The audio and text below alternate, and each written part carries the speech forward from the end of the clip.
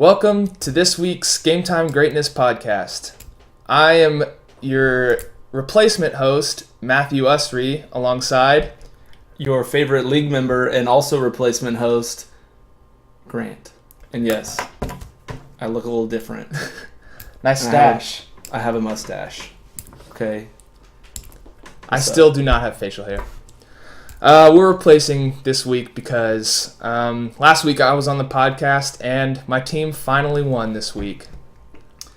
And I'm replacing Jake because, well, he pretty much cursed his team whenever he hosted the podcast, and he called Matthew Seaweed, and he just put up 105 points this week against me. So we just decided that he needed to take a break. Yeah, he's boycotting. We have a couple of interesting facts this week. I did quite a bit of research just because I was interested and wanted some self-pity in this. And so I looked at the whole league's first 5 draft picks and how they're doing through 4 weeks through the season. And right now, the person who had the best 5 rounds of the draft was Zach. He's got 388.9 points from his first 5 picks. First 5 picks.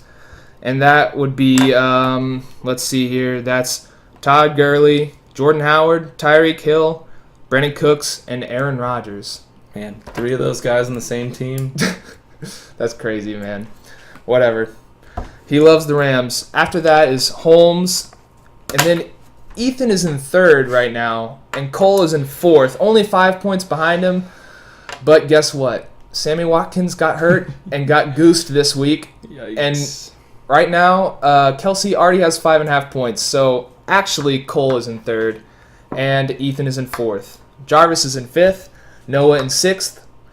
But close behind him is Grant. I'm going to pass him. Who has Kareem Hunt and has already passed him. And Pat Mahomes and Brandon McManus. Yeah, but these are for your first 5. Oh, yeah, sorry. And so Kareem Hunt has already passed up Noah. So Grant is actually in 6th, and Noah is in 7th. And then CeCe in 8th, Brandon in 9th, Jake in 10th, Jack in 11th. And if you were keeping score, that puts me in last. But if Royce Freeman can get 18 total points, I'll pass up Jack. We'll see. You never know. Yeah, I had Le'Veon Bell, who, as you all know, he's not shown up. Larry Fitzgerald has barely shown up. T.Y. Hilton, who's kind of been my rock throughout these first 4 weeks. But guess what? Now he's hurt, and he will not play this next week. Yeah. And then Marvin Jones and good old Royce Freeman on my team. Something interesting about Cole is he has 449 points on the season. And that's 23% of his total points scored this year from one player. And that player is Alvin Kamara with 136 points, beating out any other first-round draft pick by 30 points. That's pretty crazy. It was really nice to have him on my team last year. Yeah. Good player. All right. Checking in on the interesting pickup of last week. The Los Angeles Chargers, for Jake, put up a whopping 5 points, less than half of how many fab dollars he spent on them. Yeah. Hey, if you're gonna spend matchup, bro. If you're gonna spend money on a defense, at least pick up a good defense. They don't even have Joey Bosa. You know, the Chargers. We'll talk about them a little later, but yeah, not a $12 team defense. And our last interesting fact is some history was made this week. Would you like to explain? Yes, because I am a part of this history. We have 2 players and potentially a 3rd. Oh, wait, just kidding. Sammy Watkins out for the rest of the game. So Ethan will not be joining Holmes and I for the 2-team in 1 week, 200-plus point club.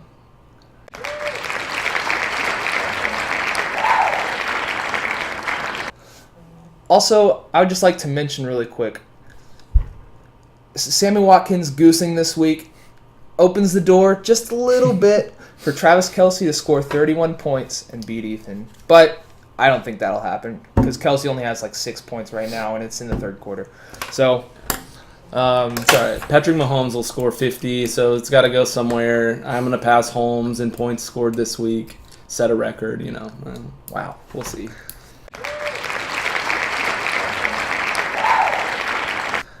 Okay, now for our main segment of the week.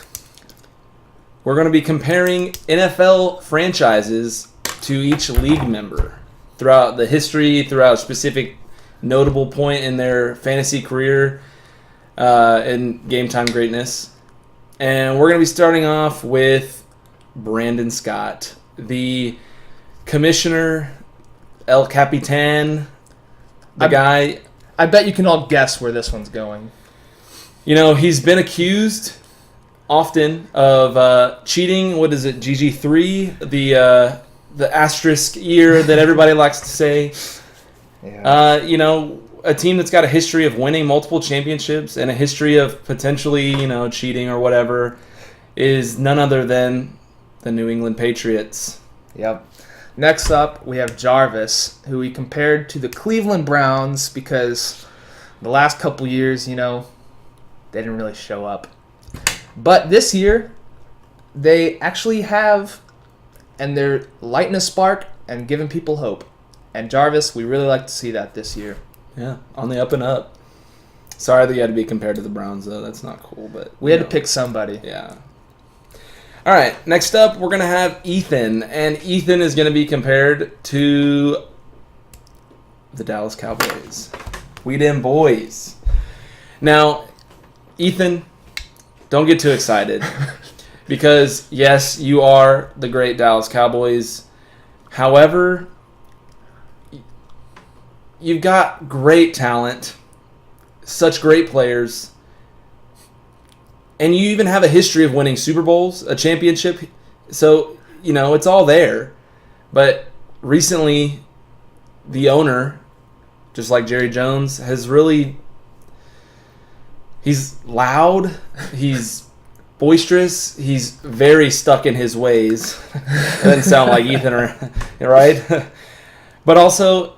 You just, Jason Garrett, he can't put a team together and with good players and have them successful. So, unfortunately. I hate to compare. Last week I compared Ethan to a Chihuahua, which basically means the Cowboys are a Chihuahua, which I hate to make that comparison to the team that I cheer for. But our next player is Noah, and we compared him to the Philadelphia Eagles. Boo. Because, well, as we all know, unfortunately, the Eagles won last year. And equally unfortunately, Noah won last year. I mean, they both won last year. And have you ever met a Philly fan that you actually like? No. They eat horse crap. All right. Then CC. Sorry, CC, but we're going to compare you to the Buffalo Bills. And the reason we're going to compare you to the Buffalo Bills is because in 1990, 1991, 1992, and 1993, 4 years straight, they made it to the Super Bowl. Lost every single one. Always second place. Next up, we have good old Colin Holmes. And we compared him to the Kansas City Chiefs because, well, let's just look at both their teams this year. Chiefs, hot start. Holmes, hot start. But we both know, or everyone knows, that neither of those teams will win this year. They are not going to win the Super Bowl. All right. Now, Jake. Jake, we kind of joked about it this year, how, similar to Zach, there's some relationship to the players that you tend to draft. And we're going to go with the Seattle Seahawks. And the reason that we're going to go with the Seattle Seahawks is because when they played the Patriots in the Super Bowl, just like Russell Wilson, just like you didn't start Russell Wilson didn't hand the ball off to Marshawn Lynch and win the championship. It's a stinking Mike. He's not even in the league anymore. Sorry, that'll never die. Yeah, your history, your past will always chase you, Jake. But that does mean, most likely, that you'll have a hot end of the rest of the season. They always start slow. That's true. Next up, we have Zach. And we compared him to the Tampa Bay Buccaneers. It's kind of similar to the comparison we made with Holmes. But we just know that textbook Zach is boom or bust.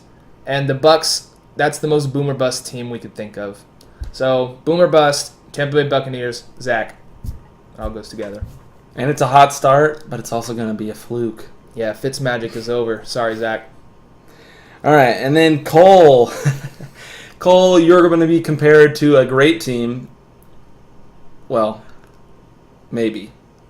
They're only great because somebody had to trade you a superstar. And your team is the Chicago Bears. The Chicago Bears, they have had a good football team going into this year. And then a team that was just, frustrated, traded Khalil Mack, a.k.a. Julio Jones and Keenan Allen, to his team. And like the Bears, you were already a decent team before that, but just needed to take that extra Khalil Mack-sized step. So you only got the elite level from somebody else. Next, we have Jack, because, he's 0-4, and the only 0-4 team left, unless, of course, Ethan loses, which is probably not going to happen, probably. We'll see. I don't know. But Arizona Cardinals, 0-4, Jack 0-4. Couldn't really think of anything else, but this is as fitting as it gets. And then Matthew. Matthew is our league's newest member, and he's brought nothing but great competition to the league. So the Houston Texans is a great comparison because, one, Houston Texans are the newest franchise in the NFL, and also without Deshaun Watson, they were really nothing. But Matthew lost Le'Veon Bell, and his team just really centered behind Le'Veon Bell, and without it, it's hard to overcome that.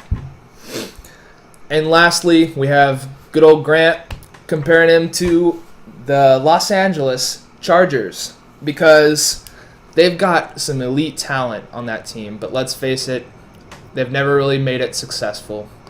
Grant has had some great players and some pretty great teams, but they've just never been able to take it all the way to the top. And that ends our segment for this week. I think Brandon has something he wants to say. Go ahead, Brandon. All right, guys. Just wanted to say thank you to Matt and Grant for go ahead and doing the podcast this week. It really helps me and Jake be able to continue the weekly podcast while still being able to live our own lives and not be a super burden to us. All right, now for my interesting fact of the week. I never get to send these in because I'm always the host. But if you tear a hole in a net, are you fixing it or are you breaking it? Because if you tear a hole in a net, it has less holes. All right. Thank you very much, Brandon, for your words of wisdom or whatever that was. I haven't seen it yet. I'm sure it's great, though. This has been Matthew Usry. I'm Grant Roberts. I'll see you in the Super Bowl. See you there. All right.